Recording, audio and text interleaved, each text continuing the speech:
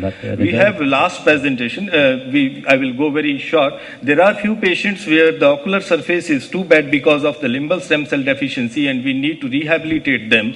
Limbal stem cell deficiency basically equates with the limbal damage in extent of limbal damage in chemical injuries. We need to recognize limbal stem cell deficiency early so that we can treat it properly and we can prevent the irreversible damage to the ocular surface. We have several options. I will not go into the details. Adjunct treatment has already been highlighted by Dr. Sujata. We have plenty of experience of performing limbal stem cell transplants. Even when the amniotic membrane has not been evolved, we used to perform limbal stem cell transplants by placing the two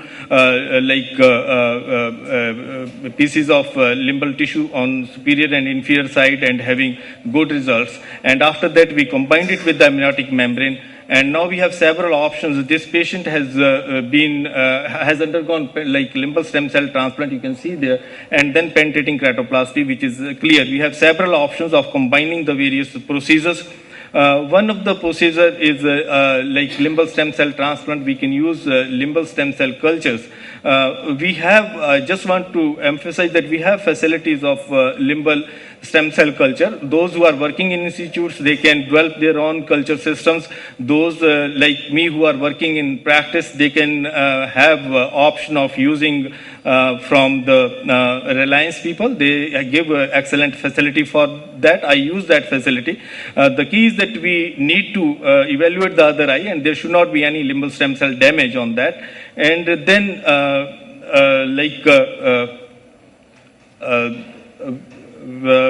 we take the culture, the limbal biopsy from the healthy eye. And this is a video just to show that procedure basically. This is the procedure for taking the biopsy from the healthy eye. This video is when they were standardizing their procedure, and I was involved in that. And we used to take limbal biopsy, and then it can be sent directly to the lab for culture. It takes about 3 weeks for the culture. And once the culture is ready, the lab people, they inform us. This is just to show the stems, the limbal stem cells grown on the amniotic membrane. And this is the seedling there. And once it is fully mature, then we can definitely plan the surgery accordingly. And in surgery, as highlighted by Dr. Amit and even Dr. Arun Jain, we need to do meticulous surgery. And the key is that we should define the plane for removal of the fibrovascular tissue. And once we are in an exact plane, the dissection becomes easy. And sometimes we are lucky that beneath the fibrovascular tissue and pannus, we have a sufficiently clear cornea. Like in this patient, we have a sufficiently clear cornea, but she had cataract. So we can remove the pannus, and we can evaluate and see which area of the limbus is healthy and having limbal stem cells. We can leave that. And subsequent to that, the procedure is quite easy. Once we have done this dissection and we have made the surface smooth, then we take out the cultured limbal stem cells which are placed on the amniotic membrane, and we do that. This is how it comes, and it can be transported in the cold chain system to any place, and we can disassemble it.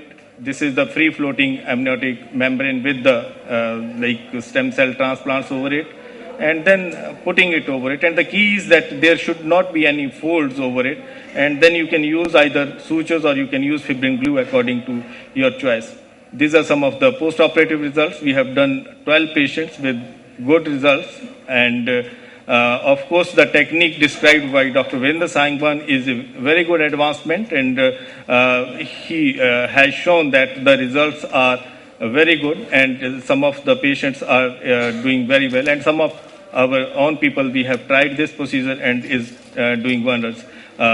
Well, thank you very much for your patient hearing. We can have few questions before we close the session.